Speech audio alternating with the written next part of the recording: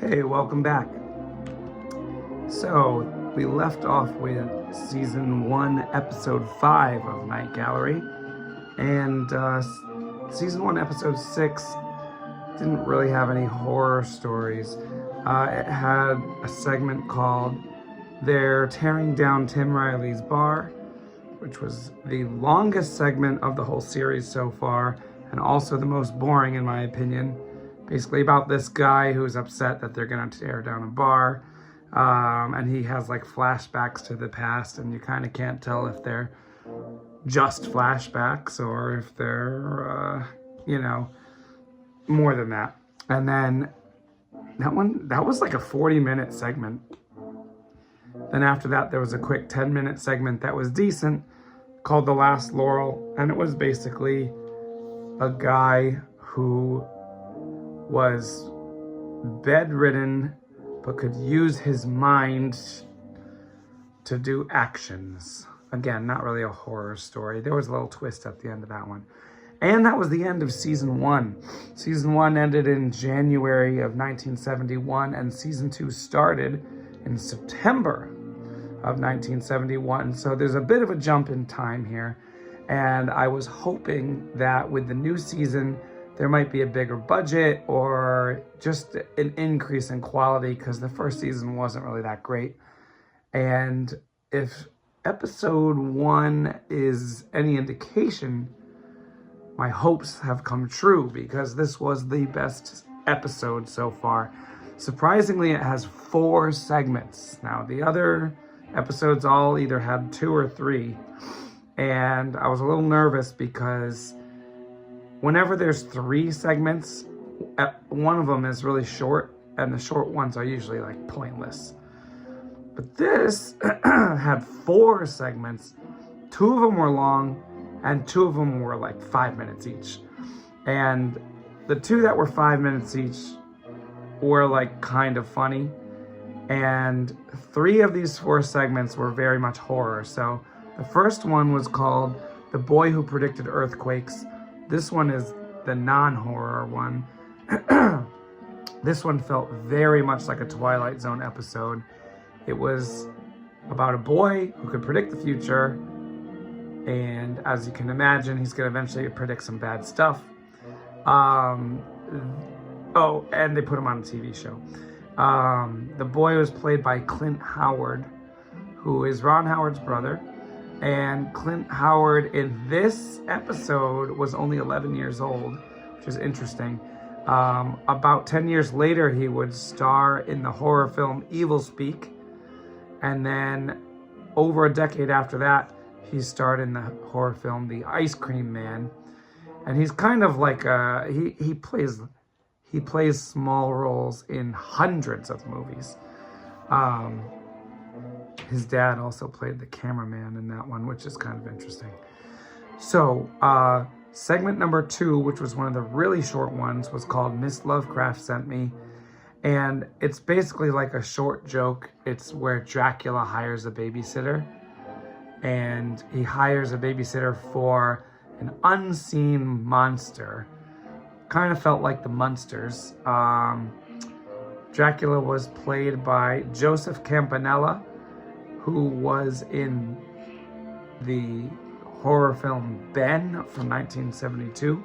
I did a full video for that one if you want to search it up. I also did a video for its prequel, Willard. Willard was great. Ben was okay. So check that out. And then the girl who was the babysitter is played by Sue Lyon, who played Lolita in Lolita from 1962. That's a Stanley Kubrick film. And then, as far as horror goes, she starred in the 1977 film End of the World. So, if we go to segment 3, we have my favorite segment of the whole show so far, which is called The Hand of Borgus Weems. Now, this kind of reminded me of the what's it called? The Hands of Orlok. I think that's like a classic movie where there's multiple adaptations, but basically this guy has like hand surgery, and then he starts having murderous thoughts, and he blames them on the hands. Oh, this is basically a variation of that story, But in this one, there was no surgery. So this guy starts having murderous inclinations, but he blames it all on his right hand. So he goes to a surgeon and asks for his hand to be removed. Of course, the surgeon doesn't want to do that. But then the guy smashes his own hand. I mean, in the show, he only like hits it one time, but apparently it's beyond repair because the surgeon does remove it then. And then after that, he explains to a psychiatrist all the things that happened that led him to believe that his hand had a mind of its own. It works really well. The acting is really good. The main guy, he's not really noteworthy as far as horror goes, but the surgeon is played by Ray Milland. Now, Ray Milland is in tons of movies of all sorts of genres, including many horror films. He was in Fritz Lang's Ministry of Fear in 1944, which is a thriller. Then he was in this movie I saw called The Lost Weekend, 1945. He was in Dial M for Murder, directed by Alfred Hitchcock. That was 1954. He's the lead in all of these, by the way. He was in The Premature Burial, Roger Corman's Premature Burial, 1962. Then Roger Corman's X, the Man with X-Ray Eyes, 1963. Then he was in Black Noon, 1971. I did a video for Black Noon. That was a horror western.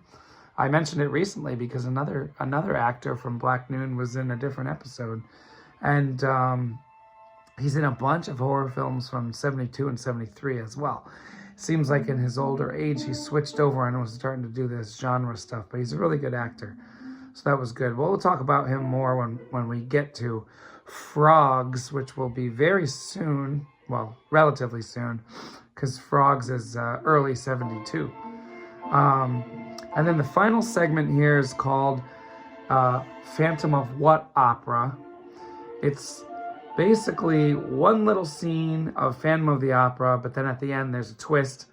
The Phantom is played by Leslie Nielsen, who had been in Forbidden Planet, 1956, and Night Slaves, a TV sci-fi alien movie from 1970.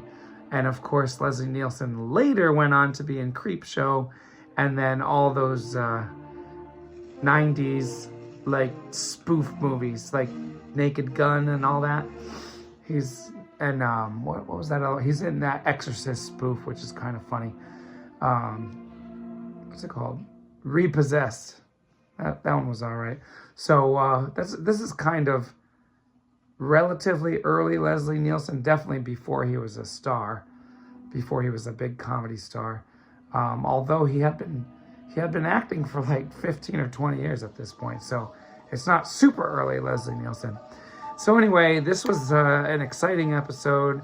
I forgot to give the ratings, but I would give The Boy Who Predicted Earthquakes a 6 out of 7, and The Hand of Borgus Weems I would give a 7 out of 10.